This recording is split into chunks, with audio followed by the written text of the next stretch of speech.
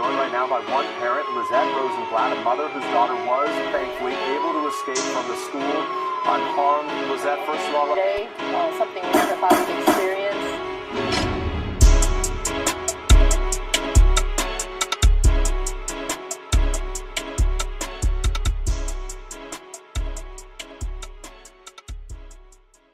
Yo, what up? It's your man Splash Jordan sitting here today. Episode, I think 37 of The Verdict. Skipped a week. I skipped out on you guys last week. What's been up though since last time we were here? Man, trying to get to the money, man. That's about it, man. I've been over at Cash Out, man. Cashing out, man. What's going on at Cash Out? We got tournaments going on, but most importantly, man, we got this Diamond Club going on, man. So make sure y'all get in touch, Cash Out Sweepstakes, and find out how you can get money back every month exclusively from Cash Out Sweepstakes. Fuck with the people at Cash Out, man. 5540 Atlantic Springs Road. Fish table tournaments every Thursday and Saturday, 8:30 to 9:30. They spinning a wheel. They're giving away money, free wine, Diamond Club, Senior Club, Players Club, fucking Mickey Mouse Club, any club you want is up there, man. Cash Out. Stop fucking around, man. Come win some money. Shout out to our other sponsor, NARD, N-A-R-D. Need a record deal. If you're an artist and you serious about getting a record deal, you're trying to get found, you're trying to get signed, you're trying to get paid, man, go to needarecorddeal.com right now. Create an account for the free, and, you know, somebody will contact you. Simple as that. Come to Need a Record Deal. And it sucks that we missed a week because I forgot to tell everybody about the Chris Brown contest we got going. So if you're interested to see Chris Breezy when he hits the Red Oak City, July the 10th at the Coastal Carolina Credit Arena, whatever it's called. Lit. We got 2 tickets for you and a friend, and you know how we doing it, same as last time, man. Collect these episodes, tag all the people we named. I'm going to make a contest post on the gram. Mm-hmm. All you got to do is tag all the people we talk about under the post as many times as you can, as many times as you want. Somebody's going to get them tickets to see Chris Breezy for the free. Hey, man, it's Breezy.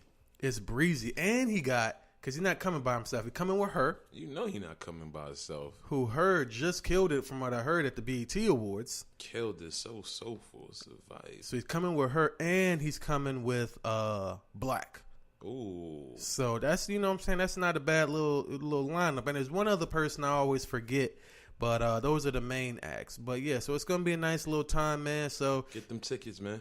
You know, if a couple of ladies want to go, if you and your lady want to go, hell shit, if you and the homies want to go, and you and a homie, and y'all want to holler at the ladies that's there, whatever, whoever, I don't care. You just know how to win them, bro. So now that we got everything taken care of, let's talk about a situation that I was wrapped up in, man, over the weekend, last weekend. Okay. So, you know, one of the things I do as far as people that I'm befriending on the internet is I look at events that are in my area or events that I would be interested in going to, and then the people who are interested or are, you know, signed up as going, you know, I send them a friend request, I follow them on Twitter, I do whatever, because we have a common interest, obviously, in, you know, hip-hop music or the arts or whatever this event may be. So some randos slipped through, and one such rando, you know, she made a post, and this was not long after XXX had died. Okay. So she made a post, and, you know, we've already spoke, I think, about just how his death has kind of polarized some people.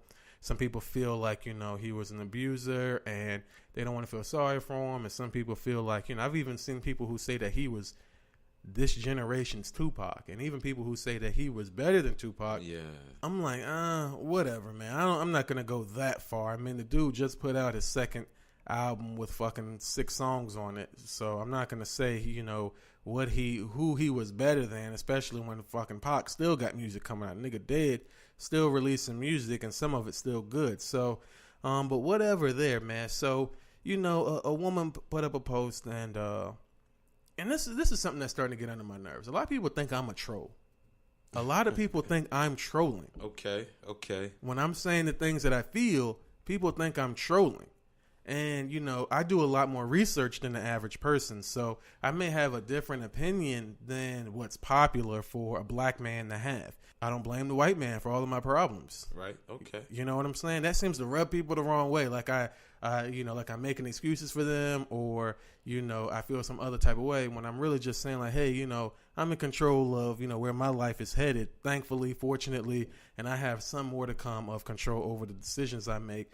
And typically when bad things happen, it's a result of, a mistake I made or a bad decision I made. Just like usually when good things happen, it's usually from, proper planning and, superior execution on my part. And then I enjoy the fruits of my labor. So, so anyway, off of that tangent, so a woman put up a post. She was like, whatever about XXX and Nas. And, and I'm a Nas fan, huge. Like, so that rubbed me the wrong way. You should know this. Right. That rubbed me the wrong way. What did she say? She compared the two of them and said that people were caping for them because they were, famous, and we're just excusing all their, fuckery and their dirty behavior. I just put, and she was just like, these guys are women beaters and they're abusers and they're this and that third. So I just commented allegedly, which is facts, right? You know what I'm saying? Like, an allegation is, like somebody saying the things that people are saying about them. Right. But they don't have the proof. They don't have the evidence, So I just said, allegedly. And when I did that, I didn't know at the time, but when I saw my notifications like 2 hours later, do you remember the old school Yu-Gi-Oh cartoon? Yeah. Okay, so when Yu-Gi-Oh and Pegasus used to go back and forth, and that famous line that Yu-Gi-Oh used to say, "Next I'll reveal my trap card." It was ringing in my head because I knew that I had stepped on a mine and I wasn't prepared for that. I was just, being playful. I was just saying whatever. I'm not, I'm even on this yeah, I'm not even giving my opinion. I'm just stating that these are allegations. True. So she was coming hard at me, and she had people who I personally believe was her from another account.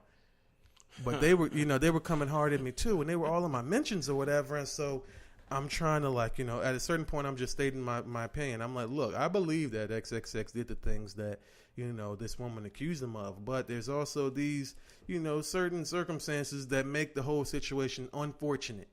That's really all I was trying to say. I'm not celebrating his death, but I'm also not pretending that he was, better than Pac, or, who I learned today was also accused of sodomizing a woman.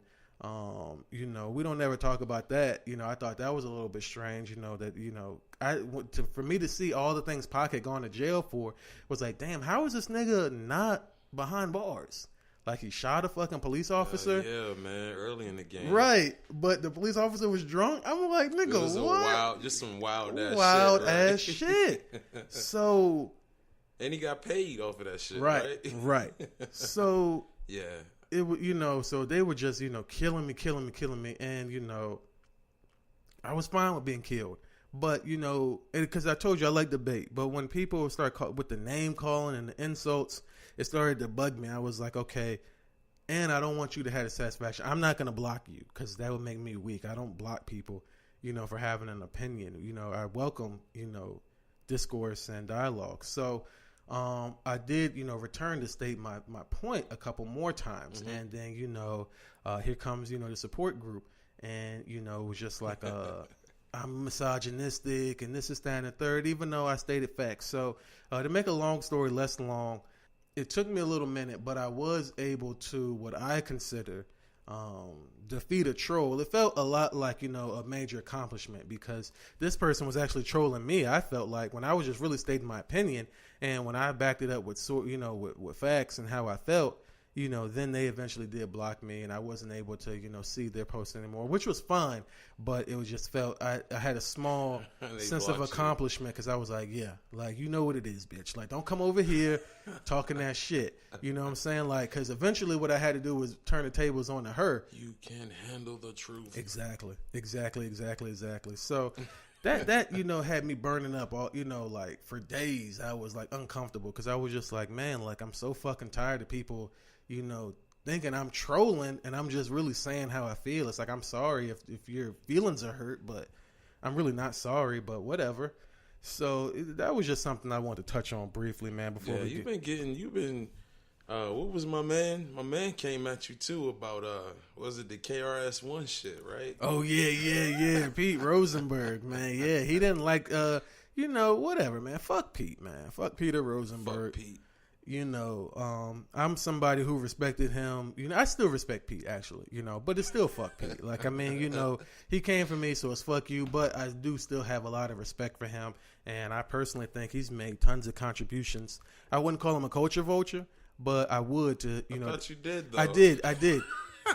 But that was, what I'm saying? I said it to his face, like, fuck you. But, in my heart of hearts, he's not a culture vulture. He's actually a pretty cool dude. But he came, what I'm saying? He came at the Splash Man the wrong way. So he clapped at me, so I had to clap back, sort of thing. So, Pete and I not, right. Pete and I not fucking with each other right now. So maybe down the road, we can, bury the hatchet and squash things. Fuck Pete. Yeah, fuck Pete, man, really. So, fuck all you trolls. Right. Have you, seen anything with this IGTV at all? Like, I don't know if you want to touch on that at all. Yeah. Not too much. I see it's available now. I haven't seen anybody really taking advantage of it yet. I don't think that I see a lot of people talking about taking advantage, but I don't think that they're going to be able. I don't want to watch that. I don't want, especially portrait mode. No, nigga. Yeah, I saw that it has to be in portrait mode. No, I don't want to watch that.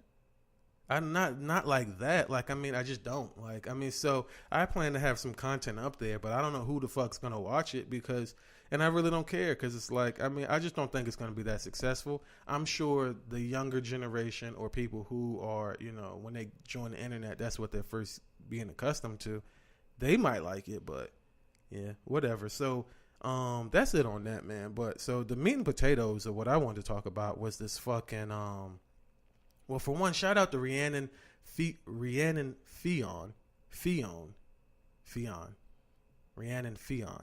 She's a columnist writer for Creative Loafing in Charlotte, North Carolina. Okay, shout out to her. Right, and so she's doing a piece monthly. We had a talk, in depth, 20 minutes so talk about just how she got started, type of thing she's talking about, and she gave me some guidelines for as far as if you're a person in North Carolina and you would like to see weed decriminalized and or legalized, there's certain steps that you got to do. We all need to do. If that criteria applies to you, there's certain things that you got to do in order to really see that happen. And, a lot of times petitions, click here and send a generic email. A lot of times those don't do anything. Mm-hmm. So she goes into depth about, what we need to do and what needs to happen. So I'll go ahead and link that in here.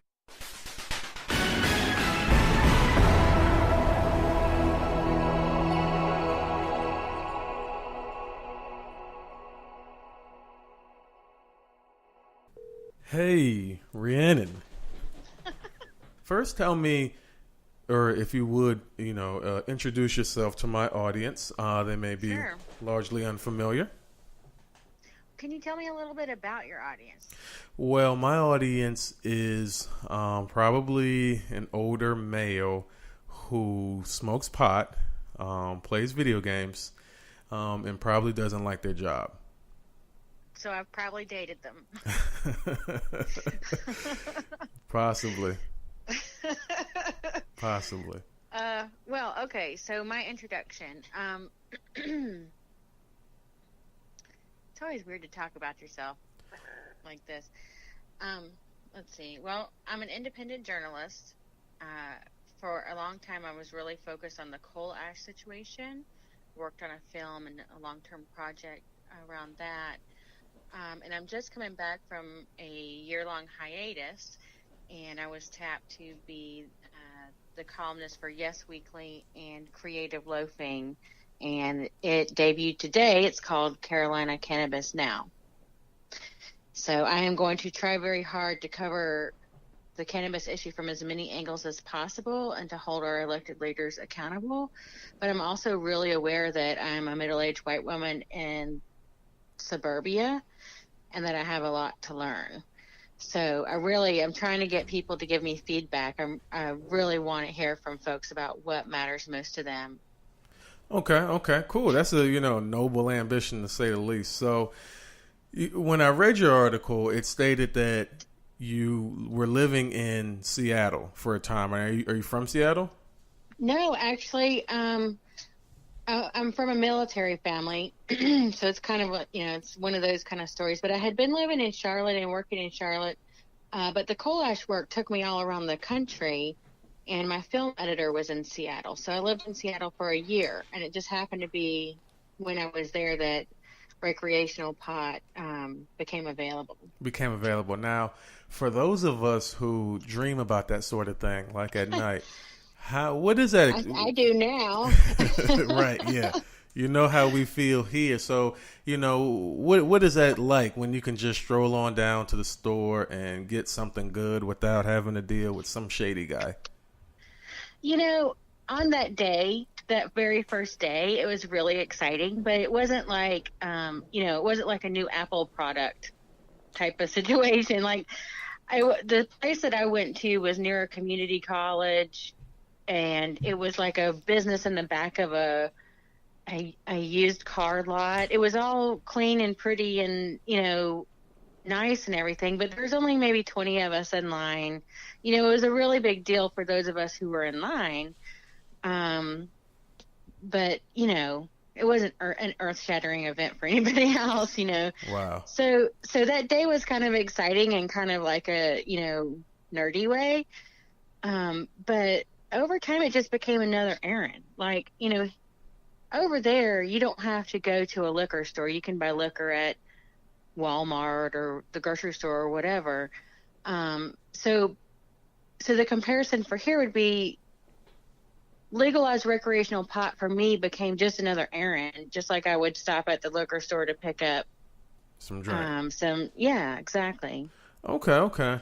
Yeah, we still, we have a rosy-eyed view of it, here in the South, Southeast, for sure, I had some friends who visited me from Charlotte while I was there, and they like went hog wild. They like had all this loot, like all these edibles, and like they just went crazy. They got all kinds of like pipes and crap that they couldn't take back on the plane. And Right. So I get that like giddiness and that, but when you're living there, it's just another errand. All right, just another errand. Now, also in the article you wrote, now you compared cannabis. Now, a lot of people, there's not a lot, but there are those who would compare it to like methamphetamines and I just learned that ice apparently is crystal meth. I didn't know that term until about a day or two ago. But there are those who would schedule marijuana the same way they would schedule those type of drugs, but you compared it to like something like spearmint, which I didn't know. Yeah, it is actually much more like spearmint. My grandmother is 86 years old, and she's one of those, heroin, crack, pot, to her it's all the same thing, because she's of the age where, like, she probably saw the movie Reefer Madness in the theater. Right. Okay. Okay. So, like, there's been a lot of fear-mongering for, a good 80 years. And so there are people who truly believe that marijuana is a dangerous, bad thing. But, of course, there's a lot more of us who know that's bullshit. Right. And, we got to hold Grandma's hand and be like, Grandma smoked pot every day and everything's okay. Right. You see? Everything's fine. Okay. And to hit more on that overwhelming support, it says that, I was reading, and you cited your sources, sure, but, I'm not I'm not a source citing kind of guy, but, in your article, I read that, the majority of even Democrats and Republicans, we don't ever get political on this show, but I'm only just referring to them as they were referred in the article. But so the majority of those voters, of the people who vote and identify as the voting public, are in favor of, some form of, decriminalization, medical use, with even a large portion in favor of just, recreational. So if all those people are supporting it and want it to have happen, what do you think are the obstacles or, what's stopping it from happening if, the majority would prefer that it goes down? Straight up political will. I mean, bottom line, the the representatives in the North Carolina General Assembly are interested for the most part. Representative Kelly Alexander Jr. in Charlotte is relentless, though. Every session, with the exception of all of those special sessions we had when McCrory was in charge, every session he's been a part of, he's introduced a cannabis reform bill of some kind. Sometimes they're medicinal. This time it was about decriminalizing up to 4 ounces and also allowing people to expunge their records. So, like, he's tried a bunch of different avenues with his various bills. And, you know, he has kind of the same co-sponsors time after time. So there's support, you know, mainly from the Democrats, of course. And what happens each and every time is the bill gets filed and then referred to a committee where it just sits. And right now, the committee where it's at is the Judiciary 1 committee. It's got 13 members, 9 of which are old white men.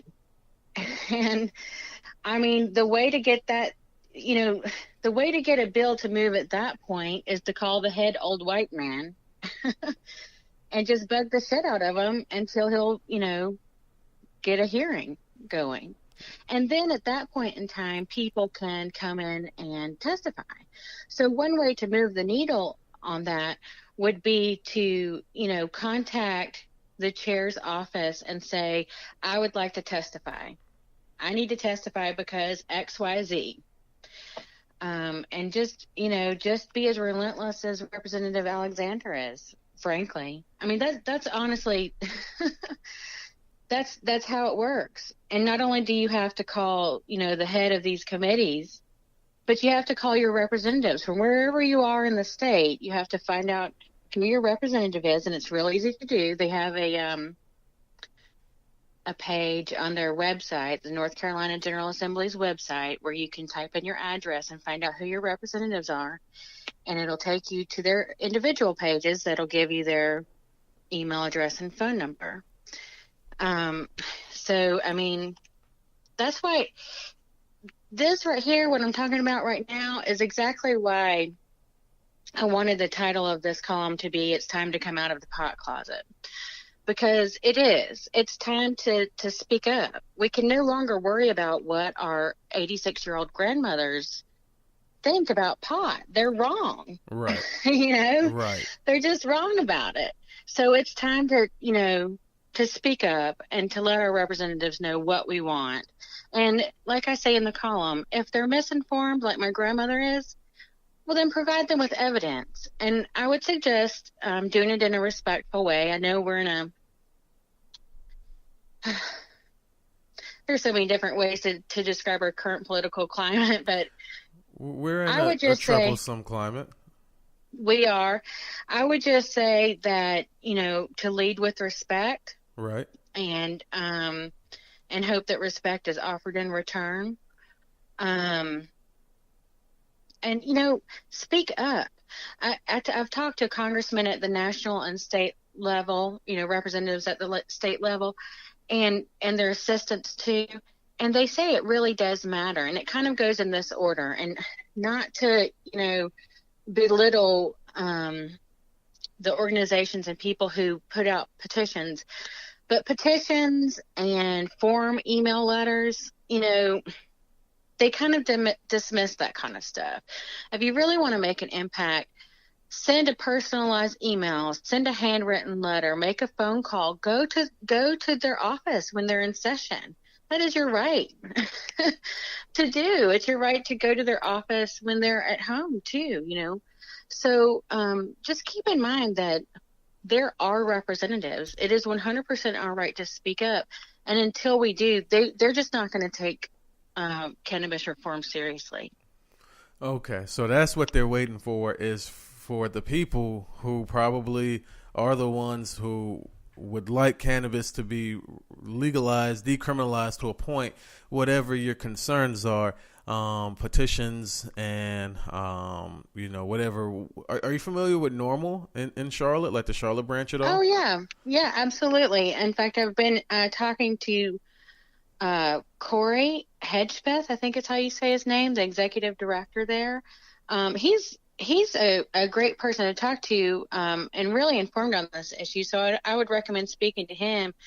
But yeah, I'm definitely in touch with them. Okay, right. I haven't spoken to anyone from that organization in some time. At one point, I was a volunteer, a member, even at one point, and I helped with a couple of phone banks and stuff like that. So, yeah, I haven't interacted with anyone from that organization recently. So my question about them though is that those types of organizations, are they good to be aligned with, or are those organizations that you may or may want to tread lightly with?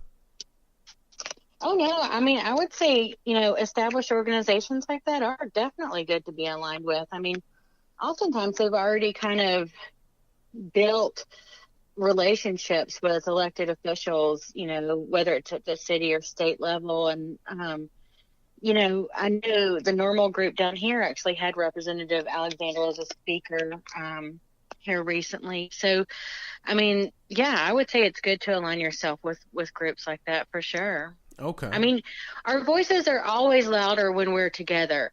I'm not saying don't get together. I'm saying the petitions and the mass, the form emails and stuff like that organizations like to put out, just get dismissed. And I mean, I'm not trying to be ugly. I'm just trying to be real. Well, I appreciate your realness. I can't help it. And so when you and how were you? I guess how were you asked as far as did you approach Creative Loafing, or what's your relationship like with them? How did that? I'm a pain in their ass.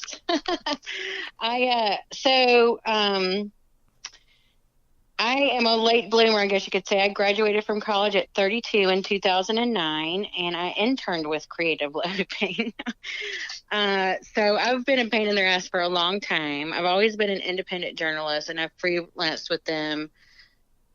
I mean, it's going on 10 years now. So I had taken a break from all journalism work last year, and so when I was ready to get back into it, I just called my editor and I'm like, I'm ready. And he said, we've been thinking about a pot call. And I was like, give it to me.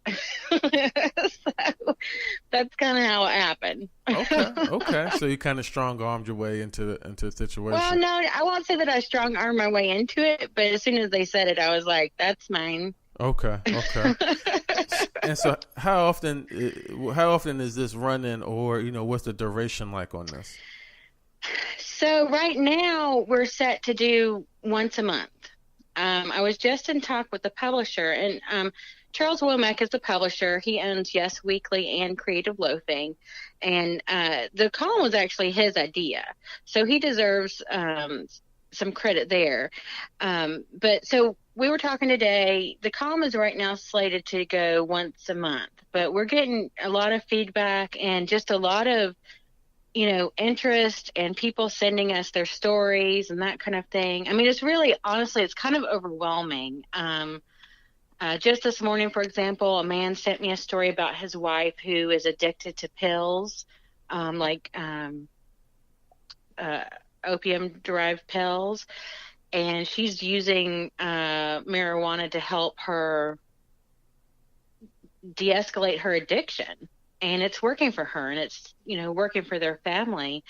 And, he said he wished more people understood, things like that about cannabis. I've got, a friend in South Carolina whose children would greatly benefit from medicinal cannabis. And yet she's just terrified to give it to them because she's, they're adopted. They're from Guatemala. She's just absolutely terrified that any THC would be found in her children. There's been a mother who's been in touch. Her son is a paraplegic. I mean, it just goes on and on and on and on. There are people who are starting farms. There are people who are starting companies. Like, this is just such a big, big issue. That's why it's so it's so frustrating that the General Assembly is not taking it seriously. Right. I mean, it's a huge issue for so many people. It's not just about getting high. You know, I mean, not that there's anything wrong with getting high. I mean, let's not nothing throw wrong that with out. nothing wrong with getting high. Nothing.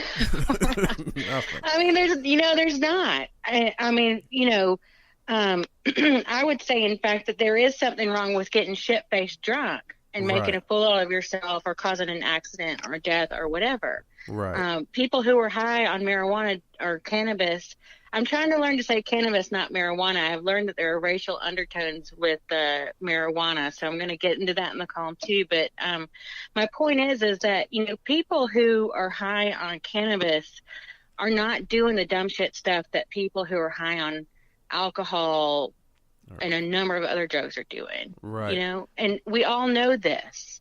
Right. So it's like I say, it's time to come out of the closet and let the General Assembly know that they cannot ignore this issue anymore.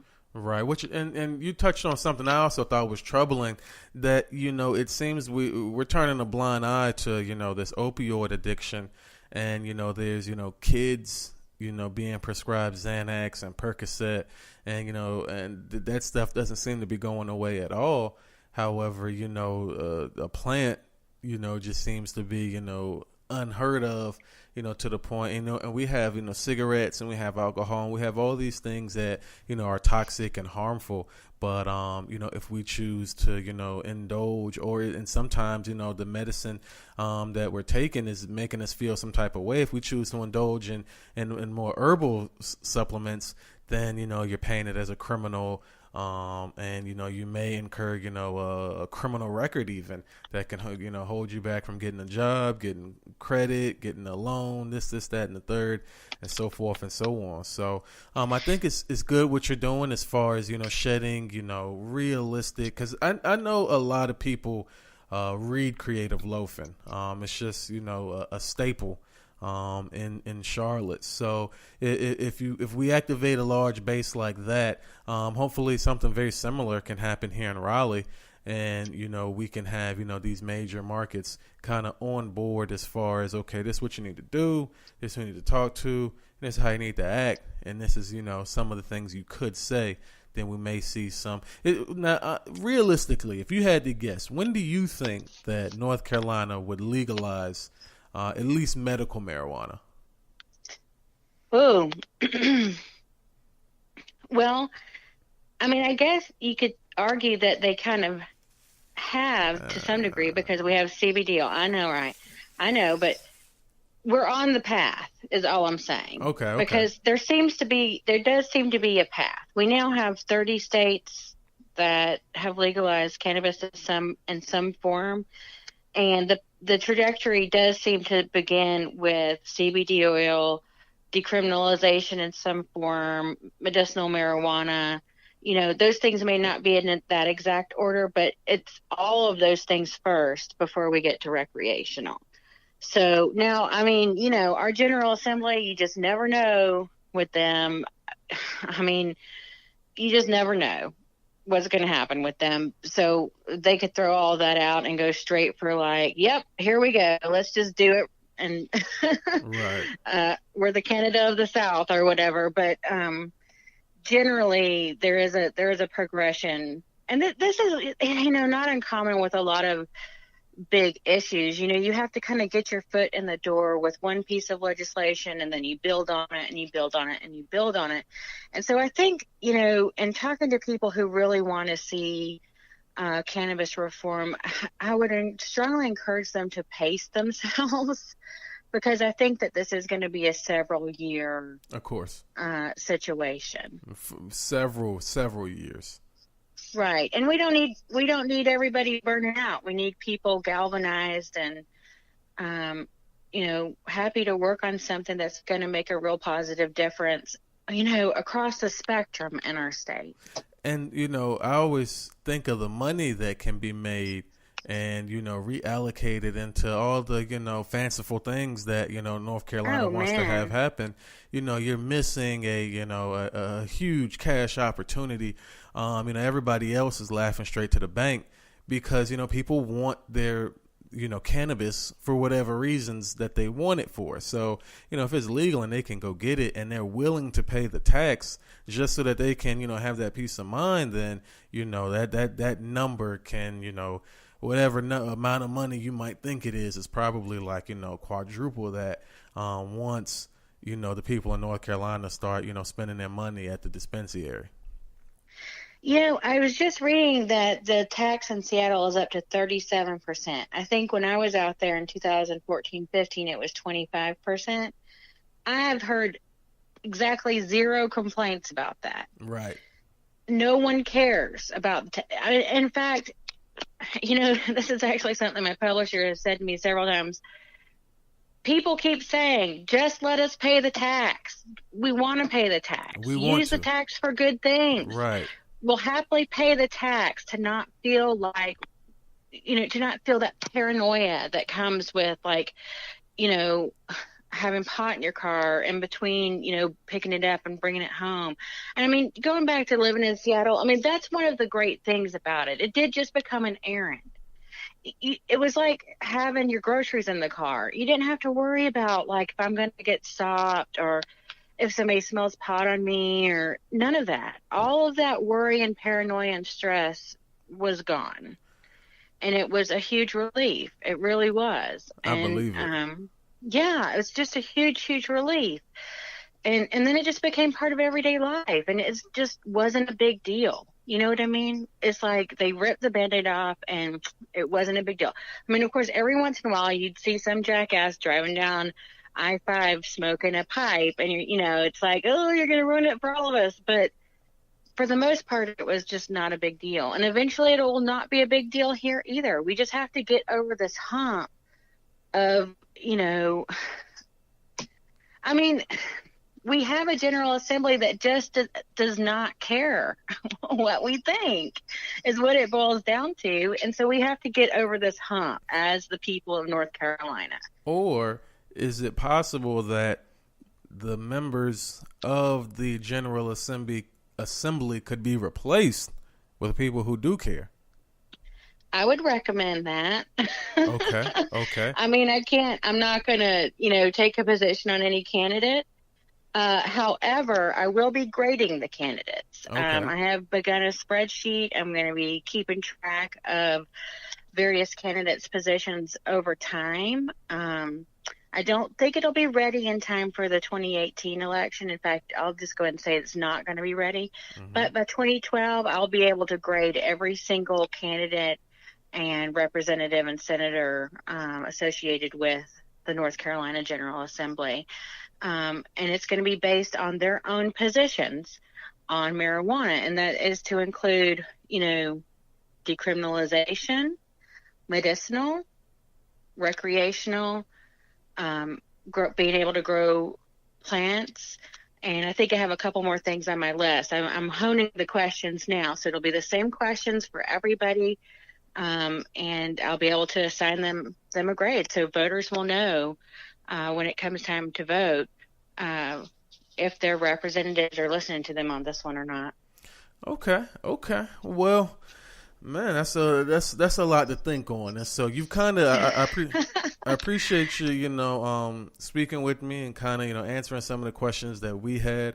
My audience probably want cannabis to be, legalized at some level, but, they're probably largely unfamiliar with, how that actually happens, who has to say so, and what they themselves can actually do about it. So I appreciate you giving us some information and some insider, information regarding the whole thing. So we'll definitely be keeping up with, everything that's going on. You've got some, people watching, from all over, fans all over, hoping that, we're in this together and we have some type of good resolution. If you could just tell my listeners where they can find you, if you're comfortable on social media platforms, and also where they can, read your column, if not, inside of Creative Loafing. Sure. So Creative Loafing's website is pretty easy. It's CL for Creative Loafing, CLT for Charlotte. So clclt.com. My let's see, my Instagram and Twitter are both Rhiannon. That's RHIFIONN. I'm using the NC Freedom hashtag. I welcome everyone else to use NC Freedom for this issue. So you'll easily find me there. And then on Facebook, I'm just Rhiannon Fion. Cool.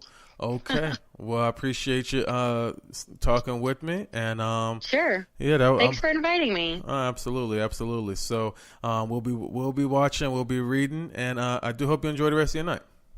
Well, thank you so much. And again, I just want to invite your listeners to reach out to me. I mean, I'm very aware that I'm a white woman in the suburbs. I do not know what life is like for everybody. So write to me. Tell me what life is like for you. You know, let's I want to hear it. I want to learn. Okay. So be in touch. You guys heard. If let her know how how you're feeling, and especially if you're timid and you don't feel comfortable, saying these things to whomever. You can write to Rhiannon and let her know how you're feeling, and she can convey your words, through her column. And that way you can feel like you've contributed without having to single yourself out. So we appreciate that. Absolutely. It's my pleasure. Thanks so much. All right. You're so welcome. Thank you. You have a good night. You too. Bye-bye. Bye.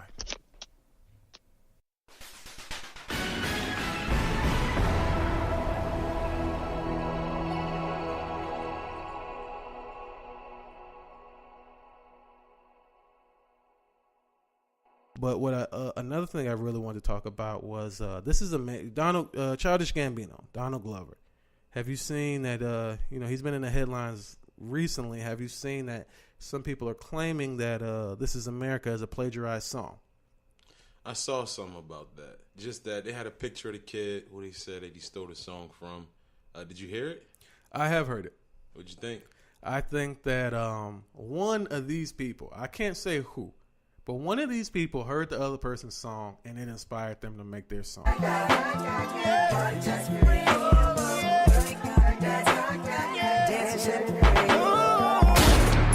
This is America. Don't catch you slipping now. Don't catch you slipping now. See the cracks in the barrel. Cause I'm on the rise. An American Pharaoh. I'm young and I'm black in America. They try to attack and embarrass us. Y'all don't want your daughters to marry us, but they let us dick, so I tear it up. That's all I can say. There are similarities between both songs that you can't argue. That you know what I'm saying? Somebody here cannot argue. It has to. Like, it's either or. Right, it's either or. One of you heard the other nigga's song at some point, and you... How is my man back in his accusations? The perfect thing about it, man, and this really was just a teachable moment for black people in general, but just people in general, but more so to see two black men behave like this. So Donald Glover's management, he didn't like it at first. He said some things and he was just like, whatever, man. This song is this many years old, blah, blah, blah. And, he was defending Donald Glover. Of course, G. Lover hasn't said nothing about it, as he shouldn't.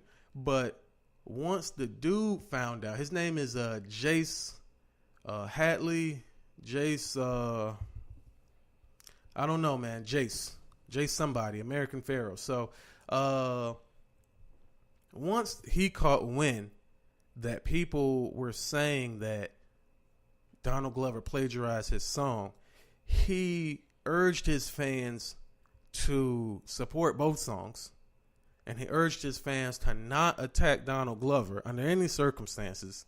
And he said that he felt strongly that if it was the case that Donald Glover had heard his song and it had inspired him to make This Is America, then he felt deeply honored, and he loves both songs. And he even ended it with a hashtag like, no one wins when the family feuds, which is, a line from Jay-Z's 444. Mm-hmm. And so I thought that was like he has a huge lawsuit.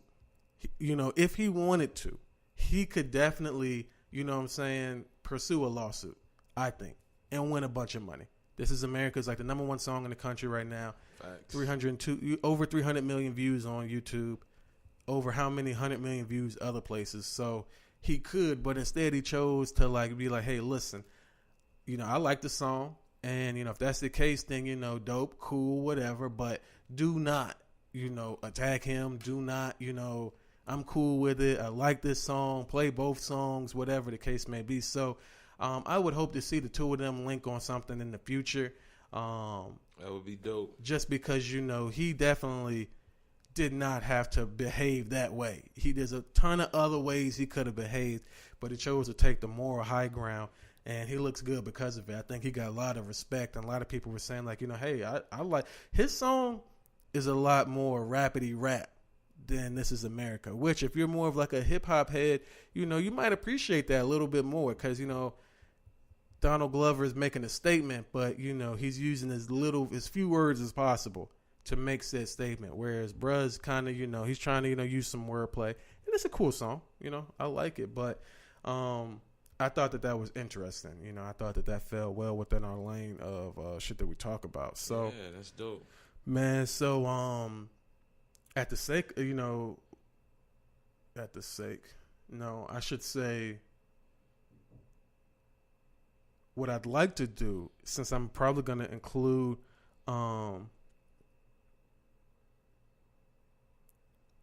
the pot coming out of the pot closet, I'll go ahead and get into these segments, man. If you didn't have anything else, okay, let's do it. All right,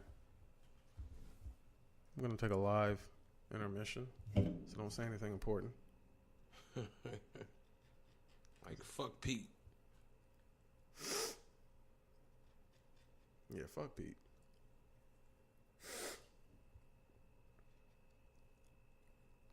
You want to smell that again? It's there's something pretty good in there.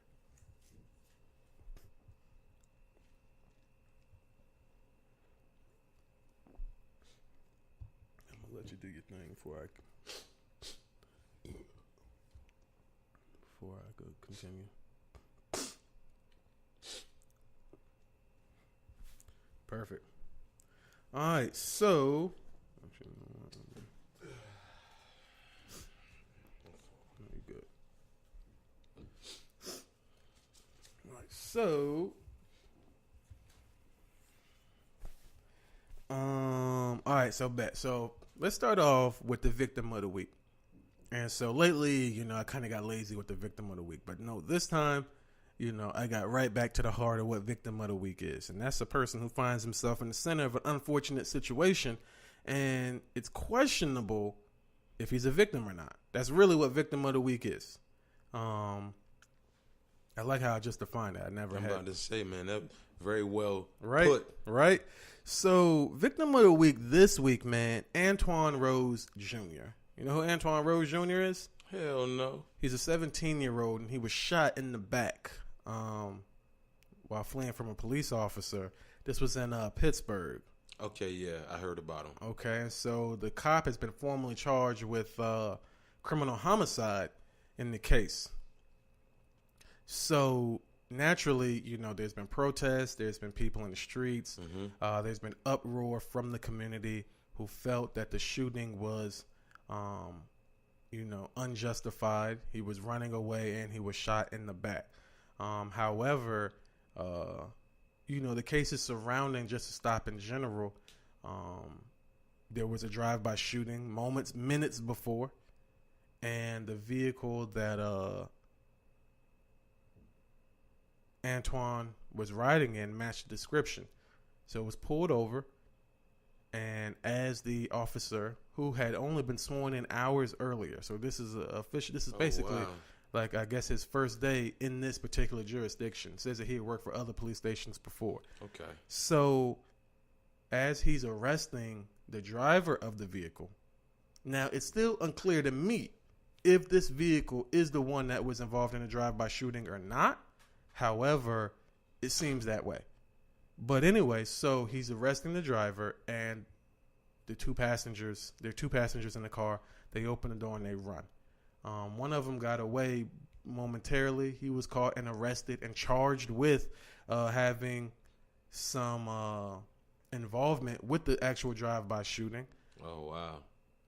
But they're saying that Antoine Rose, although while he was in the car, it was unjustified. Now, under those circumstances, would you say that the Antoine Rose is a victim, or are you one of the people who feels that this killing was unjustified, or would you say that maybe he was in the wrong place at the wrong time? Yeah, man, this is a rough one, man. But this definitely sounds like wrong place, wrong time. So you don't think that the cop was unjustified in killing him? I mean, you got a drive-by shooting going on, vehicle matches the description. You're making an arrest, and 2 passengers flee. Like, that's just suspect to me. What about shooting him in the back as he's running away? I never really agree with shooting in the back while running away, ever. But again, it's a situation. You got a shooting that just happened, so some weapons involved. There's the unknown. You're running. So there's a lot in that situation. I don't like justifying nobody getting shot in the back, but I've never been in that situation. Right. So you don't believe that Antoine Rose Jr. is a victim? Nah, I'm not going to just go... based off of how we're defining him as a victim. Of course he lost his life, and we get that. Yeah, absolutely. But nah, this sounds like... And then one of the other passengers is charged with, something to do with that drive-by shooting. Come on. It's just, And as I'm explaining this to people, I'm saying... And I hate that you chose that side, because that was the side I was going to lean towards. But I'll still make a case for it, But just to kind of piggyback off of what you said, in how I feel about this situation, this is not the same thing as a 17-year-old walking home wearing a hoodie with some Skittles. Right. This is not the same thing, regardless of whatever that particular, and I will never forget, I'm still very upset, that kids can't walk home wearing a hoodie with Skittles in their pocket. Like, that's all he had on him. Whatever, I think Trayvon Martin had smoked some weed or whatever, but I smoke weed, so whatever. So, but that's a totally different situation than fleeing the scene of a crime. And, people were saying he wouldn't have been charged, which I believe is complete bullshit. Like, the DA in this case, which apparently, I don't know if you have to be voted or run or elected DA, but what the DA in this case is an elected official in some capacity, and he has an election that's coming up. So I know that he wants to appear compassionate, but at the end of the day, if you're in a car that's involved in a drive-by shooting, everybody in that car is going to jail. And they're going to sort y'all out at the jailhouse. But everybody in this car is going to jail, especially the driver. Even if the driver shot or didn't shot, nigga, you drove. Everybody in this car is going to jail. Everybody in the car. Until we figure some shit out. Right. Everyone in this car is going to jail. And, bro was at the scene of a crime. Did not call for help. They shot a man. Shot a black man, which is another huge pet peeve of mine, is black on black crime. Facts. That's my number. That's quickly rising to my number one pet peeve is black on black crime. I fucking hate that shit. So they pull up. A car pulls up. They shoot a man, drive off. 13 to 15 minutes later, this officer sees this car. He pulls him over. In my mind's thinking, that's a pretty lengthy amount of time. If I'm in the car, and what kind of inconsiderate ass motherfucker is taking me along against my will to a drive-by shooting? You know what I'm saying? As soon as it happens, I'm exiting the car. Like, hey, yo, pull over at this light. I'm gone. I don't know them niggas. They were just giving me a ride. I don't even know their name, blah, blah, blah. But for you to still be in the car when the car's getting pulled over, to me, it felt like Antoine was, living a life that he wasn't ready for. And it caught up to him. And even if you weren't Antoine, rest in peace. Rest in peace. But sometimes wrong place, wrong times, and we have to, watch the company that we keep. You are the people that you are around. Wasn't the very, smartest thing to do was to take off running. I'm sure maybe they didn't explain the situation, because I know plenty of times I get pulled over and they ain't telling me what the fuck they pulling me over for. But in any event, with seeing everything that we've been seeing, fucking taking off was not the smartest thing to do. In those times when you have been pulled over and they're not telling you what you're being pulled over for, did you have some inclination that you've done something terribly wrong and you should run? Nah. Right. Okay. So in those times, you were thinking like, man, why are they fucking with me? And then, whatever happened, but you knew that I haven't done anything that warrants me to run away, though. Absolutely. I'm just saying, like, I mean, agree with that. To me, he didn't see. And you know what? I'm actually not going to argue against it because, the segment's gone on too long as is. But I just feel like, I mean, I just can't be upset. Like, I mean, I'm sad that a black man lost his life. Absolutely. But for, this is why, more black men should be in their kids' life. Like, Antoine should have been at home, instead of riding around with niggas with guns, and if he wasn't involved with niggas with guns, then I don't see any reason for him to run. I'm not trying to blame it on him, but I think that he's more involved than, people want him to be. And maybe his parents don't know to what extent he's out here living that life, but it catches up to you. And this is why, all that Tekashi shit is not really all that funny. And all these niggas getting on the internet, making these threats and saying these things. Like, I mean, it's real out here. It's like super, super real. So rest in peace to him. I don't think that the cop is going to get any type of jail time. Because, and this is, if an officer and I had to research this, if an officer feels like a suspect fleeing poses a threat to himself, herself, or other individuals, then yes, they can shoot you in the back. So if you're,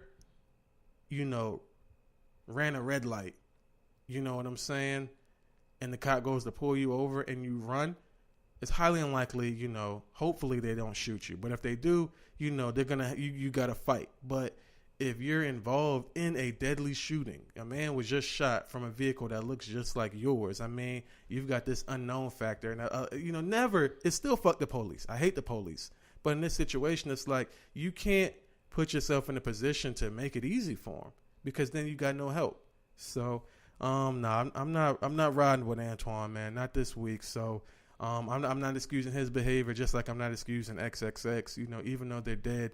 I'm not going to speak ill of the dead, but I just hope that us living can see people making these mistakes and learn from them so that we don't continue to see people being gunned down for, being absent-minded. So, moving on, man, to the rappers who went to jail this week.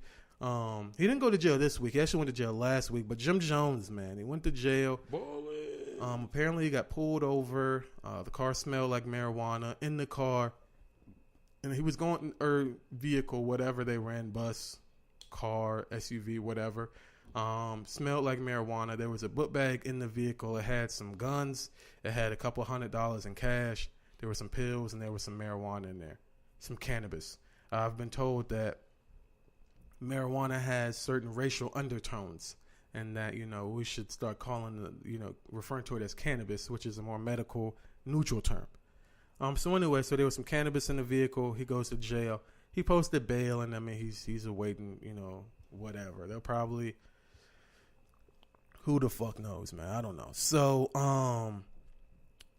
there were a couple of arrests made in the shooting of XXX. There were some disturbing videos going around about people claiming that they were the ones who killed him, and just disastrous, just how people were reacting, like, boasting about him being dead and claiming that they were the ones shot him.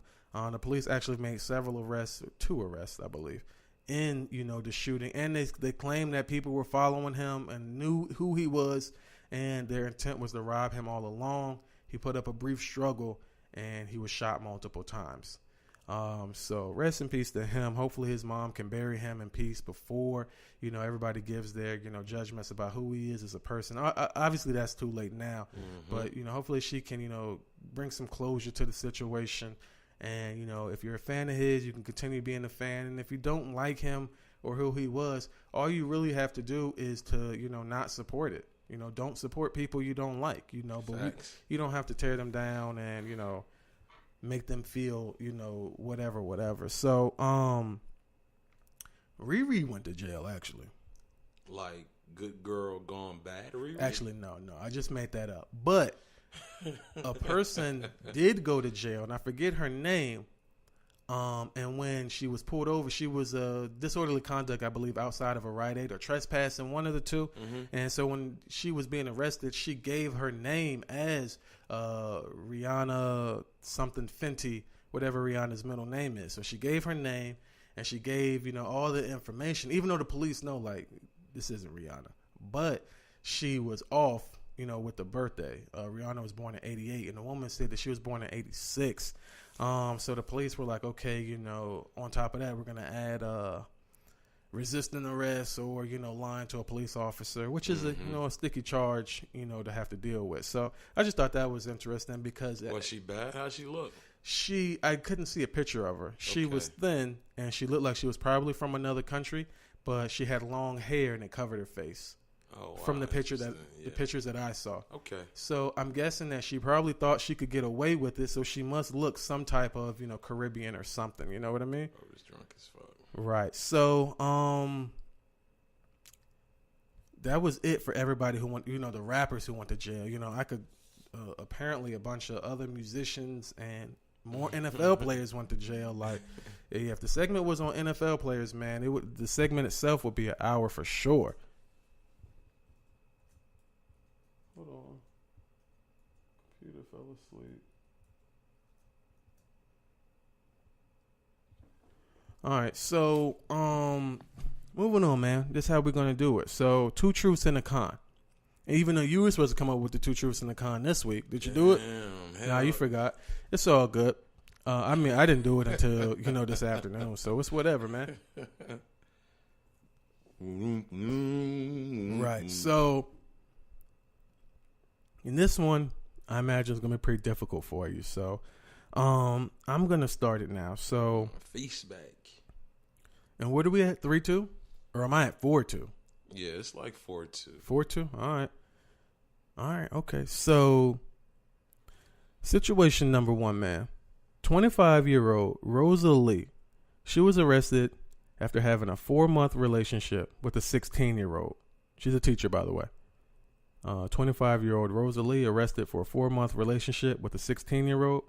And she reportedly tried to bribe the arresting officer with a sex act to avoid jail. All right. 24-year-old Alexandria Vera, also a teacher, was arrested for child sex abuse after having a 9-month sexual relationship with a 13-year-old who also impregnated her. And then we have 26-year-old Stephanie Peterson, former middle school teacher, arrested for sexual misconduct with a 14-year-old teen. Fuck, man. So 2 of those things are real. And you know what's crazy, man? Like, I saw this website that gave me all these stories. It had like a list of like almost 100 teachers, female teachers, who had been accused for this thing, and they were all very attractive women. That's crazy. Crazy, like, bruh. Where your ass was at when I was coming up. Right. Like, they were all very attractive women. I'm like, yo, you got to fuck a 14. You got to fuck a 13-year-old? Am I for real? Something's off. Like, what's really good? Like, why are you having sex with this 12-year-old? Like, this nigga balls had to have just dropped. All right, man. So, and you let him come inside of you? Like, what is the fuck going on? But go ahead. Yeah, that's wild thornberries. Number 2. You're saying number 2, Alexandria Vera, the 24-year-old who had sex with a 13-year-old and got pregnant? Mm-hmm. That's actually true. That happened. She got prego. I don't know if she kept it, but she definitely got prego. And the kid was 13. 13 years old. I was hoping it wasn't true, man. Nah, it's true. It's true.